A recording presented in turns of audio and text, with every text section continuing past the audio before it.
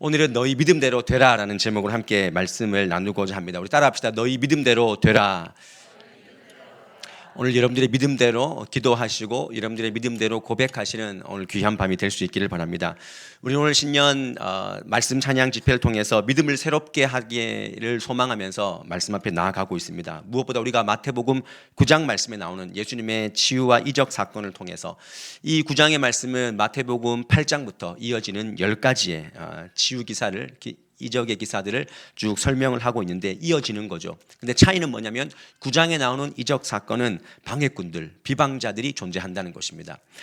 그래서 9장에 나오는 이 치유의 사건은 우리의 삶과 여러 가지 맞닿아 있습니다. 왜냐하면 우리의 믿음의 삶도 저항이 많다는 거죠. 근데 그것을 극복하고 넘어가는 그런 삶을 살아야 된다. 그래서 어떤 믿음을 취할 것인가를 우리 9장에서 볼 수가 있는 것입니다. 오늘은 27절에서 34절까지 말씀을 우리가 보고 있는데 두 부류의 사람들이 나옵니다. 한 부류는 앞을 보지 못하는 시각장애인들이 나옵니다. 그리고 뒤에는 말 못하는 농아 한 사람이 나오게 되죠. 성경에는 말 못하는 사람, 이 사람을 귀신이 들려서 말 못하는 자다라고 그렇게 기록하고 있습니다. 저희가 월요일부터 목요일까지 오늘 쭉 보면서 한 가지 참고해야 될 것은, 참고로 기억해야 될 것은, 마태복음은 같은 이적을 기록한다 할지라도 마가복음과 누가복음과는 좀 다르게, 그것은 좀 시대순으로 시간별로 쭉 나열을 했다면 마태복음은 주제별로 말씀을 기록하고 있다는 것입니다. 주제에 따라서 배열했다. 그래서 여러분들이 비교해서 말씀을 볼 때 이 말씀이 마태복음도 있는데 라고 했지만 조금 장소나 그런 것들이 조금 다른 그런 모습을 볼 수 있습니다. 참고적으로 알아주시고, 이 마태복음이 예수님의 치유 사건을 주제에 따라서 쭉 배열을 했다면 오늘 우리가 읽고 있는 이 마태복음 9장이 8장부터 쭉 9장 10가지 치유의 사건이 쭉 일어나는데 왜 이 치유의 사건의 마지막이 이제 2차 갈릴리 사역을 마무리하고 계시는 이 예수님의 이 마지막 사건이 이런 치유의 사건으로 끝나고 있는가? 한 부류는 시각장애인들, 한 부류는 왜 농아인, 이걸 치유하는 것으로 마무리되고 있는가? 이 두 부류를 치유하신 것은 오늘 우리에게 어떤 믿음을 요구하고 있는지에 대한 그 부분을 확연하게 말씀해 주시는 것입니다. 여러분, 오늘 이 메시지는요 너무나 단순합니다. 앞을 보지 못하는 자, 말 못하는 자, 주님께서 그들을 고쳐주셨습니다. 믿음은요 보는 것이고 믿음은 말하는 것이다 라는 것을 우리에게 분명히 알려주시는 것입니다. 여러분, 이 세상 사람들은요 눈이 있어도 믿음의 세계를 보지 못하는 사람들이 얼마나 많습니까? 말을 할 수 있어도 주님을 믿음으로 고백하지 못하는 사람들이 너무나 많다는 것이죠. 얼마나 불쌍한 존재입니까? 그래서 비유적으로 예수님께서는 오늘 살아가는 우리에게도 말씀해 주시고 또 믿지 않는 그들에게도 말씀해 주시는 것입니다. 눈이 멀어도 믿음으로 예수를 온전히 보는 사람이 있다. 말을 하지 못해도 주님을 전파할 수 있는 말하는 자가 되는 것, 이것을 우리에게 보여주시면서 우리에게 너는 온전한 눈으로 살아가고 있느냐, 너는 온전한 눈을 가지고도 온전히 주님을 보고 있느냐, 너는 온전한 입을 가지고도 온전히 주님을 고백하고 찬양하고 감사하고 있느냐 하는 것에 대한 부분들을 우리에게 어쩌면 조금은 다그치며 말씀하시는 부분들이 아닌가. 저는 오늘 다시 한번 믿음의 관점으로 우리의 눈이 떠지기를 원하고 또 믿음의 언어를 통해서 우리가 정말 살리는 말, 믿음의 말을 주님 앞에서 해 나갈 수 있는 그런 진정으로 믿음의 성도들 될 수 있기를 바랍니다. 먼저 소경들의 믿음을 보십시오. 오늘 말씀에서 앞을 보지 못하는 사람이 예수님께 나와서 막 고백을 하는 거죠. 사람들이 시끄럽다 말을 해도 고백을 하는 것입니다. 27절 말씀을 우리 함께 읽어보도록 하겠습니다. 시작.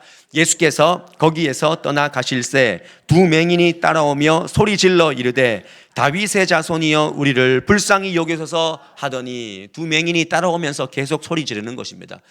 안 들려서 소리 지릅니까? 군중들이 많고 또 사람들이 만류했겠죠. 그러나 소리를 지르는 것입니다. 뭐라고 고백하고 있습니까? 다윗의 자손이여 나를 불쌍히 여기소서, 그렇게 고백을 합니다. 여러분, 이 고백이 얼마나 위대한 고백인가.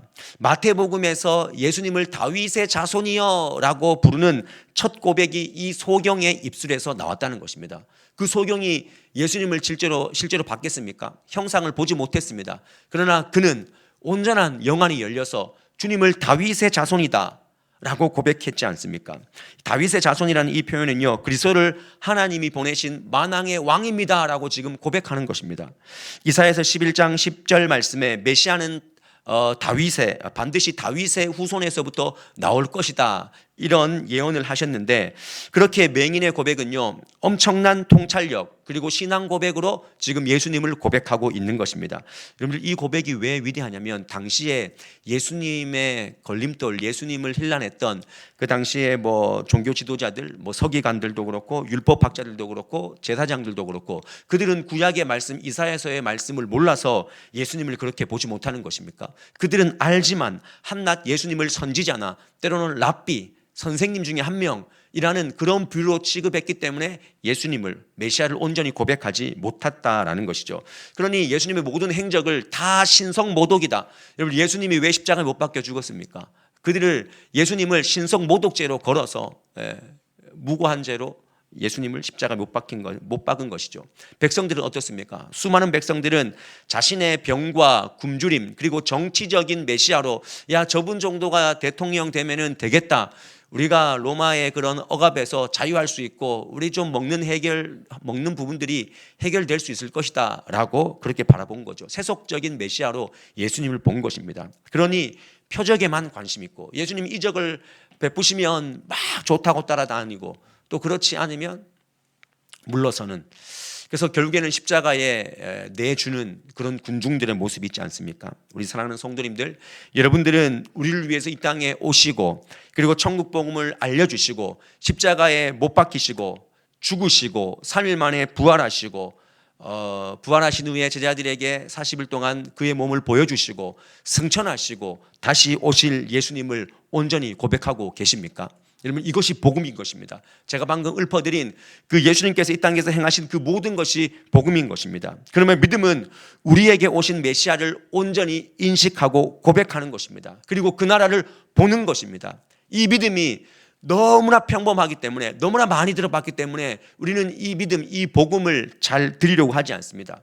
이사야서 9장 6절 말씀에 보면 예수님을 어떻게 고백하고 있습니까? 우리 함께 이사야서 9장 6절 말씀을 읽어봅니다. 시작. 이는 한 아이가 우리에게 낳고 한 아들을 우리에게 주신 바 되었는데 그의 어깨에는 정사를 메었고 그의 이름은 기묘자라, 모사라, 전능하신 하나님이라, 영존하시는 아버지라, 평강의 왕이라 할 것임이라. 여러분, 구약시대 이사야가 이미 예수님에 대해서 말씀하셨습니다. 메시아가 이렇게 오실 것이다. 여러분, 여기에 정사를 메었고라는, 이 정사를 메었다는 것은 통치와 관련된 일을 맡은 자다, 이런 표현입니다. 그리고 기묘자다. 기묘자는 기묘하다 할 때 그런 이상한, 기묘하다라는 뜻이 아닙니다. 이거는 히브리어로 펠레라는 단어를 썼는데 영어로는 여러분들이 너무나 잘 알고 있는 wonderful, 원더풀. 그리고 모사는 카운셀러. 그래서 옛날에 우리가 원더풀 카운셀러, 또 마이티 갓 이렇게 막 찬양했던 적이 있는데, 인간의 이해를 뛰어넘어서 역사하시는 분, 놀라운 역사를 이루시는 분, 모사, 굉장히 지혜로운 우리의 조언자, 탁월한 상담자, 카운셀러라고 고백하지 않습니까? 우리의 인생을 그렇게 인도해 나가시는 분이 예수님이십니다. 예수님은요, 이 세상을 통치하시며 그 가운데 우리의 인생을 통치하시고 우리의 상식을 넘어서 탁월한 조언자요, 중보자로, 인도자로 우리의 인생을 끝까지 인도해 나가시는 분입니다. 여러분, 이 예수님을 여러분들은 믿고 고백하십니까? 우리가 예배 때마다 사도신경을 함께 고백하지 않습니까? 사도들의 전통에 의해서 성경에 담겨 있는 삼위일체, 성부 하나님, 성자 예수님, 성령 하나님을 온전히 우리가 고백을 매주 하고 있습니다. 여러분, 그것은 기도문이 아니기 때문에 굳이 눈을 감을 필요가 없습니다. 여러분, 앞에 있는 그 신앙 고백문을 보시고 같이 또렷하게 읽으면 되는 것입니다. 우리가 그분이 어떤 분인지를 매주마다 예배에서 인식하는 것입니다. 아, 하나님은 이런 분이시구나, 예수님은 이런 분이시구나, 성령님은 이런 분이시구나, 계속 고백합니다. 우리가 주문 외우듯이 관례적으로 고백하는 것이 아니라 진심 어린 마음으로 삼위일체 하나님을 고백하는 거죠. 창조의 하나님, 섭리하시는 예수님, 인도하시는 성령님, 우리 삼위일체 하나님을 온전히 고백하면서 믿고 따라가시기를 바랍니다. 이것이 여러분들에게 정말 중요한 믿음의 포인트입니다. 믿음은 바른 고백 위에 세워지는 것입니다. 사도행전 2장에 보면 마가의 다락방에서 120명의 성도들이 함께 모여서 기도했지 않습니까? 기도할 때 성령이 불같이 내려왔습니다. 그것을 교회의 시작이다라고 합니다. 성령 강림했다. 근데 여러분, 성령 강림이 우리가 그냥 각 나라의 방언으로 막 그 방언을 하면서 기도했던, 혀에 막 불이 붙는 것 같은 그런 기도의 뜨거움이 아니라 성경을 자세히 읽어보면 여러분 이 마가의 다락방에서 성령께서 역사하실 때 예수를 주로 고백하는 그 시작점이 거기에서 있었다는 것입니다. 예수를 그리스도라고 고백하는 그 믿음이 그들 가운데 먼저 고백될 때 교회는 거기서 시작된 겁니다. 왜냐하면 사도 베드로도 주는 그리스도시요 살아계신 하나님의 아들입니다 라는 그 고백을 통해서 내가 그 고백 위에 교회를 세우겠다 이런 말씀을 하지 않습니까? 똑같이 그것을 사도행전 2장에서 성령 강림을 통해서 주님께서는 동일하게 그들로 하여금 고백하게 한 것입니다. 소경은요 형상으로는 예수님을 보지 못했지만 영으로 깨닫고 마음으로 믿었고 입술로 고백해서 구원에 이르게 된 겁니다. 여기 혹시 예배 자리에 왔지만 여전히 몸은 교회에 와 있지만 예수님이 누군지를 깨닫지 못하고 있다면 오늘 이 밤에 그 주님을 메시아로 나의 구세주로 그래서 내 죄를 씻으시고 구원하시는 그 구원자로 믿어지는 이 밤이 될 수 있기를 바랍니다. 여러분 믿어져야 사는 겁니다. 아무리 수십 년 발걸음을 해도 예수가 내 메시아로 구주로 믿어지지 않는데 그게 어떻게 믿음이겠습니까? 그냥 그것은 교회를 다니는 것입니다. 교회를 다니는 것과 예수를 믿는 것은요 천지 차이입니다. 한국 땅에 얼마나 많은 사람들이 교회를 다니다가 코로나가 오니까 그 교회를 다니는 것을 중단한 사람들이 얼마나 많이 있습니까? 우리가 믿음이라는 그 주제 앞에 또다시 믿음으로라는 이 주제 앞에 다시 설 때는요 우리가 믿음이 뭔가 예수를 주로 고백하는 그 믿음에서부터 그래서 주인이 느껴지고 주님을 우리가 고백할 때 믿음의 세각이 열린다는 사실을 반드시 기억하시고 오늘 열리게 해달라고. 주님 내가 믿음이 아직도 연약합니다. 부족합니다. 주님을 잘 모르겠습니다. 한다면 그 순수한 마음으로 주님께 이 밤에 기도하시기를 바랍니다. 한 번 왔다가 가는 산타크루스처럼 한 번 왔다가 가는 그런 존재, 그런 분이 아니라는 것입니다. 내 소원을 이루어 달라라고 막 구구절절 비는 알라딘 요술램프의 지니가 아니라는 것입니다. 우리가 함부로 부릴 대상도 아닙니다. 주세요 하고 자판기처럼 두드리다가 안 주시면 막 자판기를 깰 것처럼 우리가 그렇게 바라볼 대상이 주님이 아니라는 것입니다. 그리고 오늘 이 두 소경은요 메시아를 고백하면서 다윗의 자손이여 나를 불쌍히 여기소서 이렇게 고백하지 않습니까? 우리가 이 소경의 고백에서 무엇을 어떤 믿음을 발견할 수 있습니까? 믿음은요 위대하신 메시아 앞에서 자신의 존재를 한없이 내리는 자기 겸손의 삶임을 깨달으시기를 바랍니다. 믿음은 그런 것입니다. 전능하신 하나님 앞에서 자신의 존재를 한없이 그냥 끌어내리는 그 겸손의 삶이 믿음인 것입니다. 여러분 어떻습니까? 여러분들 스스로를 불쌍히 여겨주시옵소서 하는 마음으로 스스로를 바라보고 있습니까? 우리는 얼마나 교만합니까? 근데 이 소경 둘은요 자기들이 앞을 보지 못하는 연약한 자기 때문에 지금 이렇게 고백하고 있습니까? 그렇지 않습니다. 전능하시고 위대하신 하나님 앞에서 자기의 존재를 보는 것입니다. 여러분 그런 마음으로 여러분들 존재를 보셔야 됩니다. 우리도 여전히 부족하고 연약하고 주님의 긍휼이 필요한 존재들 아니겠습니까? 그래서 이 불쌍히 여겨 주옵소서 나를 불쌍히 여기소서라는 이 고백은요 나는 아무것도 없습니다라고 하는 고백입니다. 여러분 아무리 많이 가져도 주님 앞에서만큼은 자신을 완전히 한없이 내리는 그런 겸손함의 믿음으로 나아갈 수 있어야 됩니다. 여러분 100억이 있습니까? 100억이 있으면은 그게 여러분을 다 책임져 줍니까? 그렇지 않습니다. 그 상태에 있다 할지라도 주님 앞에서만큼은 내가 한없이 낮아지는 나는 아무것도 아닙니다. 주님 불어버리면 나는 가는 존재입니다 라는 것을 느끼는 거죠. 우리가 자녀에게 이런저런 잔소리를 하지 않습니까? 그런 이런저런 잔소리를 하는데 하지만 우리가 그렇게 잔소리 해놓고 보면 나도 그걸 못 지킬 때가 얼마나 많냐는 것이죠. 우리는 정치인들 보면서 왜 이렇게 무능하냐라고 하지만 우리의 무능함도 있습니다. 우리는 심지어 축구를 보면서도 야 축구를 왜 저딴 식으로 하냐라고 TV를 보면서 막 욕하지 않습니까? 여러분들은 볼도 못 차면서 우리는 실제로 무능함을 날마다 경험하며 살아가는 사람입니다. 저도 무능하고요. 여러분도 무능하지 않습니까? 우리가 나를 불쌍히 여길 수 있는 그런 마음들 예전에 그런 우스개 시리즈가 있었지 않습니까? 없다 시리즈 제가 다시 한번 펼쳐봤어요. 없다 시리즈 10대에는 철이 없다 20대는 답이 없다 30대는 집이 없다 40대는 돈이 없다 50대는 일이 없다 60대는 낙이 없다 70대는 이가 없다 80대는 아내가 없다 90대는 시간이 없다 100세는 아무것도 다 필요 없다. 근데 제가 쭉 보니까 세월이 지나니까 70대는 임플란트가 있고요. 80대는 아내가 여전히 같이 살고 있고요. 90대는 시간이 아직도 여전히 많습니다. 그러나 우리가 살면 살수록 무능함을 느끼는 것이 우리의 삶이 아니겠습니까? 예전에 내가 막 면장이었다고, 내가 옛날에 막 교장이었다고, 제가 늘품대학 하면서 그런 분들 많이 봤거든요. 근데 보니까 똑같이 지식의 평준화가 이렇게 되더라고요. 똑똑한 것 같았는데 별로 안 똑똑해 보이는, 여전히 무능한 우리의 인생의 어떤 삶의 과정들을 보게 됩니다. 소경이 자신이 소경이기 때문에 무능과 한계를 인정하는 것이 아니라 이 무능과 한계를 우리 자신을 통해서 보라는 것입니다. 우리도 겪게 될 한계가 앞으로 주어져 있는 것입니다. 우리는 얼마나 한계가 있고 때로는 반대로 인생에 우쭐거릴 때가 얼마나 많이 한 거죠. 근데 이 양극단의 상황 가운데 주님의 긍휼이 부어져야 될 존재이기 때문에 오늘 이 맹인 둘은 주여 불쌍히 여기소서라고 지금 고백하고 있는 것입니다. 여러분들 안에 있는 그 착각의 눈을 버리십시오. 망각의 눈으로 가려진 그 자신의 눈을 다시 한번 떠야 됩니다. 자기 경시로 가려진 눈, 교만으로 가려진 눈 가운데 주님의 긍휼, 주님의 불쌍히 여기심이 있어야 된다는 사실을 반드시 기억하십시오. 그리고 세 번째로 믿음은요, 사단이 주는 회의와 한계를 극복하는 것이 믿음이라는 것입니다. 오늘 두 소경이 끈질긴 강구를 지금 하고 있다는 것을 볼 수가 있습니다. 27절과 28절에 보면 두 소경이 끈질기게 예수님 앞에 다가가서 예수님이 집에 있을 때도 예수님 따라가고 예수님께 더 나아가고 막 소리 지르고 이런 모습을 보게 됩니다. 근데 예수님이 그들에게 테스트를 하게 됩니다. 예수님께서 어떤 경우에는 그냥 내가 고쳐주리라 라고 말씀하시고 오늘 이 두 소경에게는 믿음의 테스트를 하는 거죠. 28절 말씀을 보십시오. 28절 말씀 보시면 내가 능히 이 일 할 줄을 믿느냐라고 이렇게 묻습니다. 그들은 예수님이 머물고 있는 집, 그 집이 뭐 학자들은 마태의 집이다, 뭐 베드로의 집이다, 뭐 이렇게 의견이 분분하지만 중요한 것은 그 집에 찾아와서 예수님께 막 부르짖고 있습니다.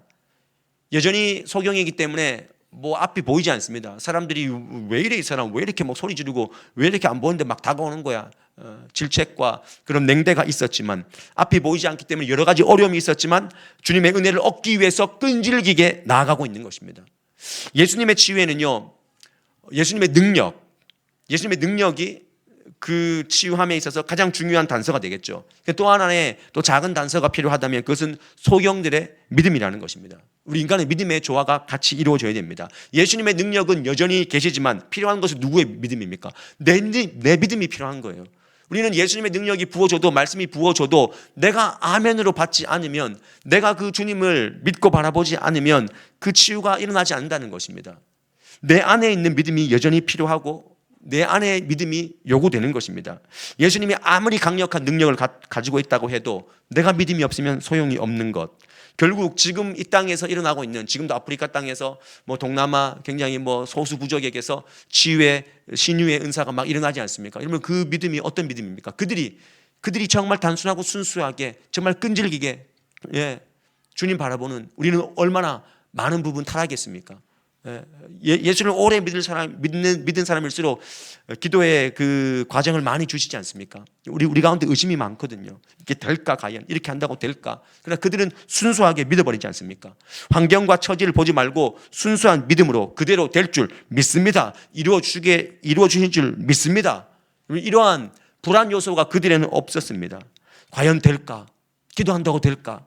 신년 특밤한다고 될까?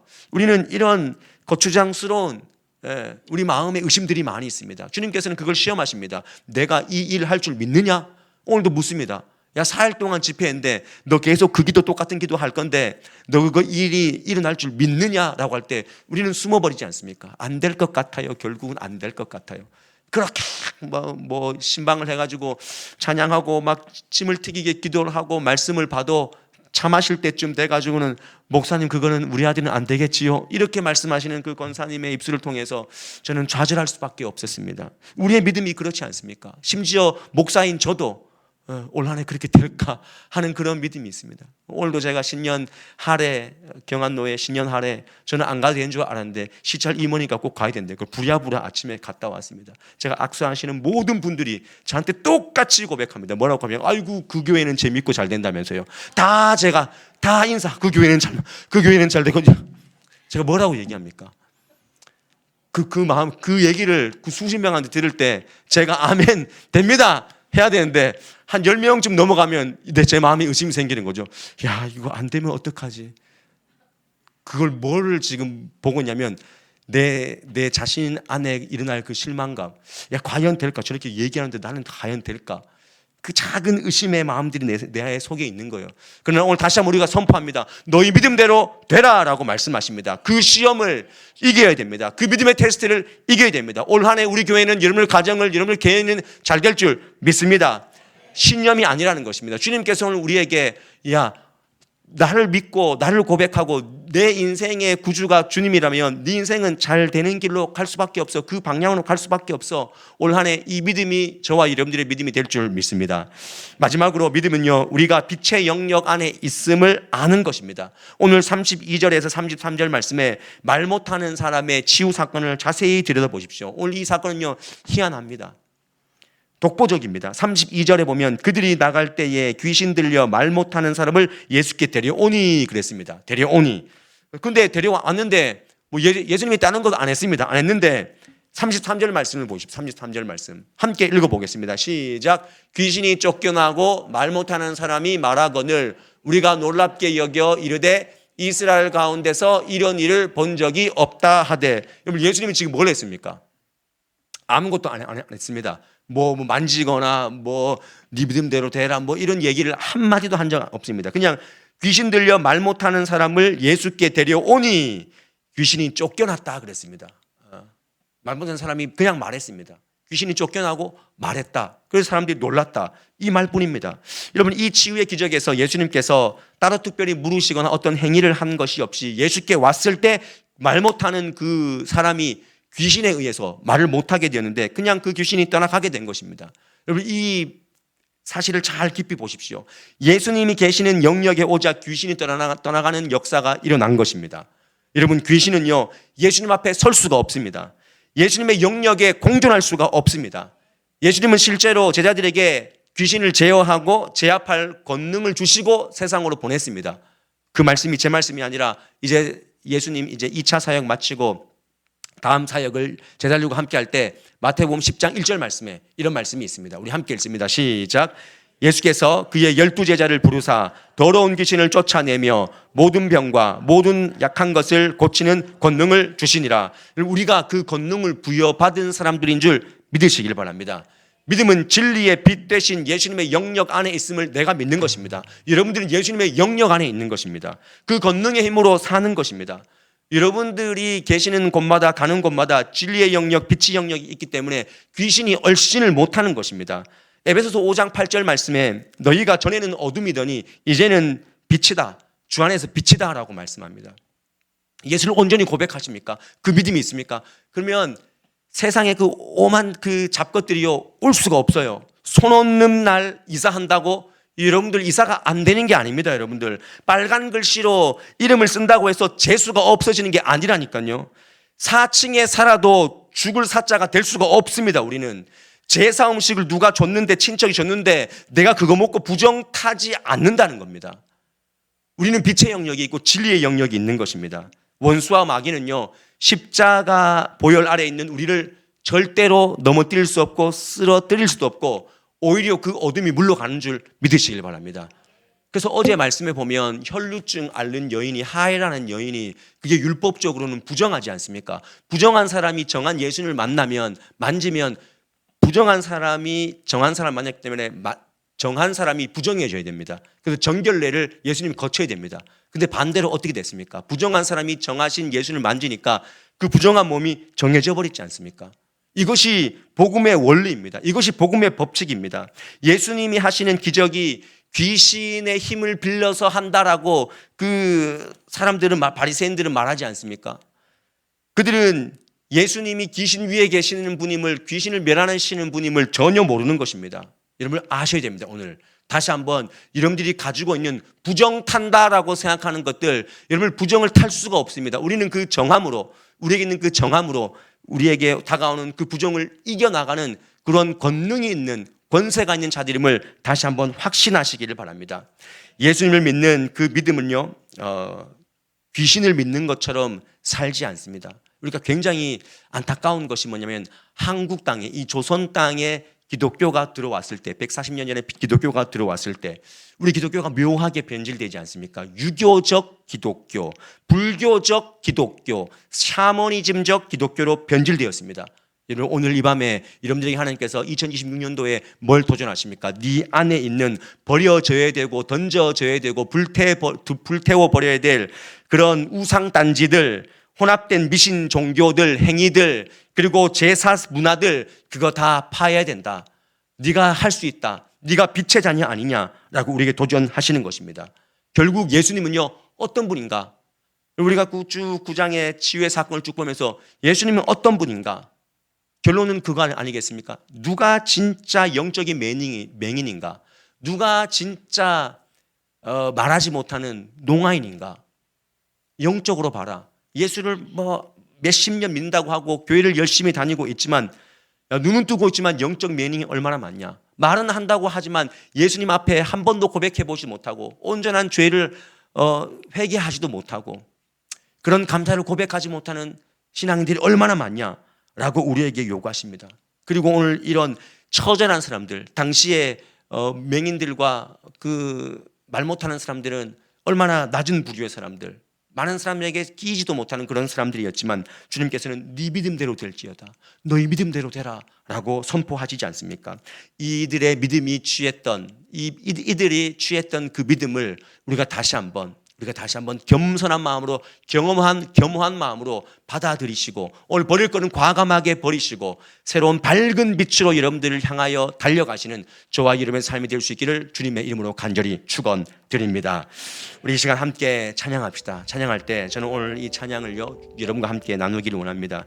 우리는 유월절 어린 양의 피가 되신 예수님의 보혈로 인해서 우리는 정결케 된 줄 믿습니다.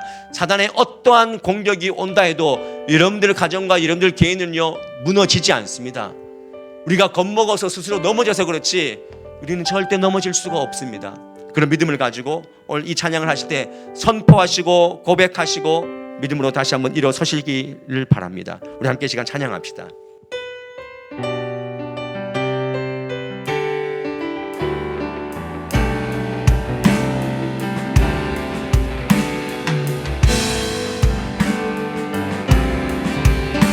유월절 어린 양의 피로 나의 삶의 문이 열렸네.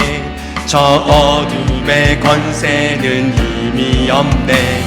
주 보혈의 능력으로 원수가 날 정죄할 때에도 날 의롭게 설 수 있네.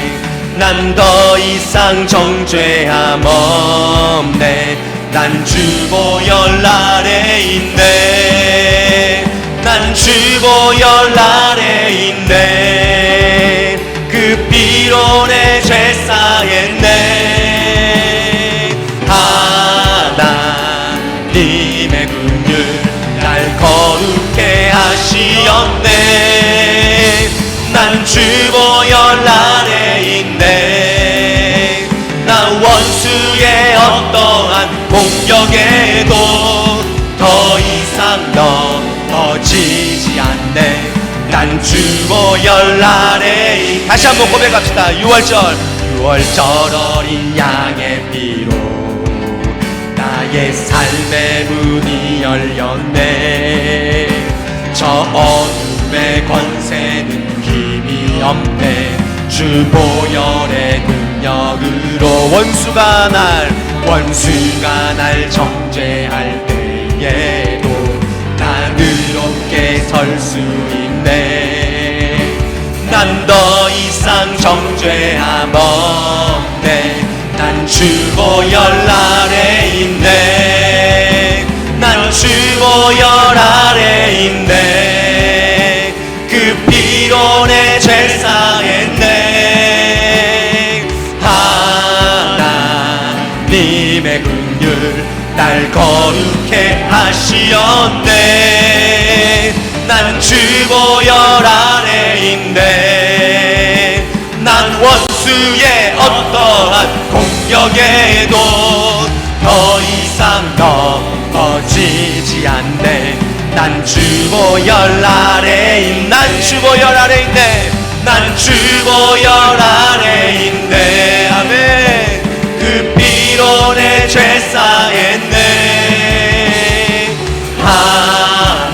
하나님의 긍휼 날 거룩해 하시었네. 난 주보혈 아래, 난 주보혈 아래인데 난 원수의 어떠한 공격에도 더 이상 넘어지지 않네.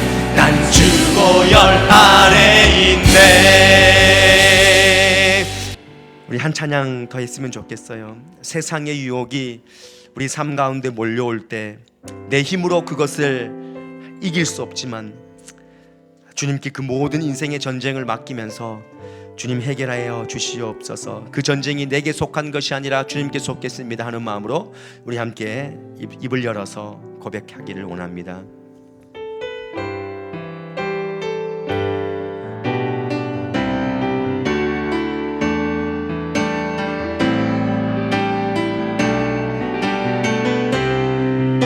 거룩한 영적 전쟁의 승리를 선포합시다. 세상의 유혹 시험이, 세상의 유혹 시험이 내게 몰려올 때에 나의 힘으론 그것들 모두 이길 수 없네.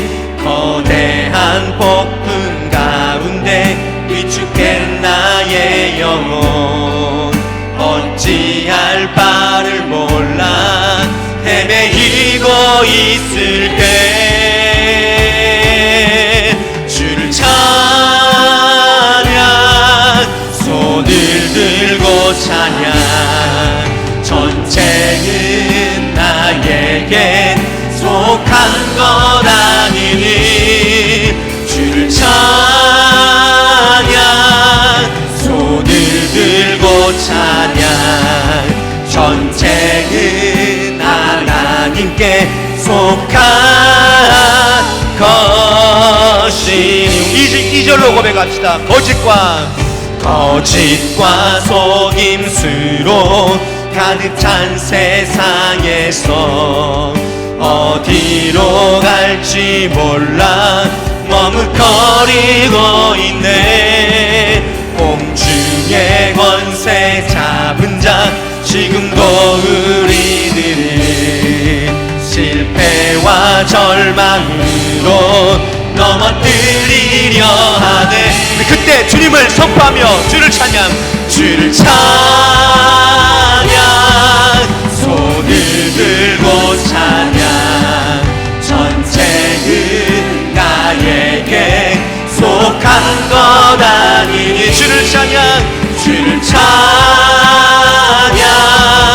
손을 들고 찬양. 전쟁은 하나님께 속한 것. 다시 한번 주를 찬양, 주를 찬양, 손을 들고 찬양. 전쟁은 나에게 속한 것 아니. 주를 찬양, 주를 찬양, 손을 들고 찬양. 전쟁은 하나님께